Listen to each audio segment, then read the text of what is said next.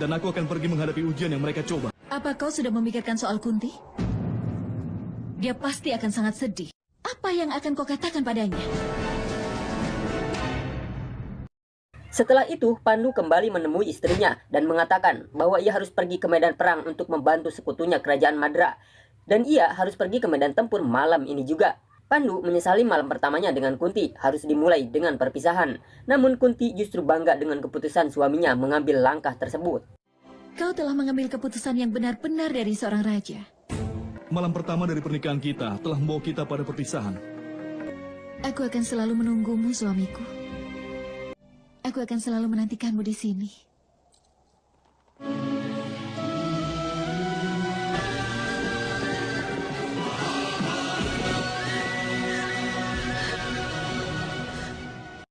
Singkat cerita, peperangan sudah cukup lama. Namun Kunti tetap masih belum mendengar sama sekali kabar suaminya di medan perang. Dan ia merasa sangat khawatir sekali.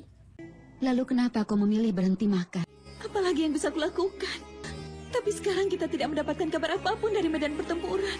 Ingin sekali mendengar kembali dentuman itu, kakak ipar. Kita akan dapat kabar nanti. Dan kabar itu nanti pastilah kabar yang baik. Tiba-tiba Kunti mendengar dentuman tanda pengumuman. Maka Kunti segera berlari menuju ruang sidang istana untuk mendengar kabar tersebut. Widura membacakan kabar baik bahwa Raja Pandu telah berhasil membawa kemenangan dari medan tempur. Dia telah buktikan bahwa dia seorang raja.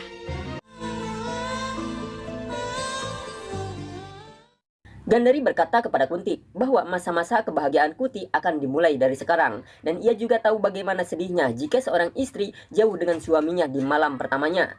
Namun Kunti merasa tidak apa-apa, karena hal utama dari seorang raja seperti suaminya itu adalah tahtanya. Dan kalau Kunti berada di urutan kedua, ia juga tidak keberatan. Namun Gandhari meminta Kunti jangan berbicara seperti itu, karena jika suami tidak memperhatikan istrinya, maka hari-harinya akan menjadi buruk. Maka setelah itu, Gandhari meminta pelayan untuk menghias kamar Kunti untuk malam pertama Kunti dan Pandu nantinya. Namun setelah itu tiba-tiba terdengar lagi dentuman menandakan ada kabar lagi yang datang. Mereka bertanya-tanya, ada pengumuman apa lagi ini? Kemudian seorang prajurit datang memberikan surat kepada Menteri Widura. Ketika Widura mengetahui kabar tersebut, ia merasa gugup saat menyampaikan isi dari kabar tersebut. Widura mengatakan bahwa Pandu telah membantu dan melindungi kerajaan Madra. Dan setelah itu Raja Madra meminta agar Pandu mengabulkan permintaan Raja Madra. Mendengar Widura berkata tidak jelas, Setyawati memerintahkan Widura agar berbicara dengan jelas sebenarnya ada apa. Maka Widura menjelaskan bahwa Raja dari Madra telah menjadikan Pandu sebagai menantunya. Dan Pandu akan datang ke Hastinapura.